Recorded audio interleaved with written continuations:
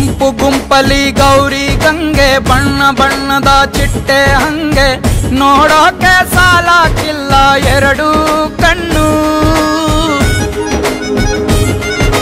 ಗಂಡು ಹೈಕಳು ಬೆಪ್ಪ ಗೌರೆ ಬೆರಗು ಕಣ್ಣಲ್ಲಿ ನೋಡ್ತಾ ಅವ್ರೆ ದಾವಣಿಲೆ ಬೀಸುತ್ತಾರೆ ಹೆಣ್ಣೈಕಾಳು ರೊಟ್ಟಿ ಊಟ ಉಣ್ಣಂಗಿಲ್ಲ ಹಬ್ಬದೂಟ ತಳ್ಳಂಗಿಲ್ಲ ನೆಂಟ ಜಗಳ ಆಡಂಗಿಲ್ಲ ನಮ್ಮ ಊರಲ್ಲಿ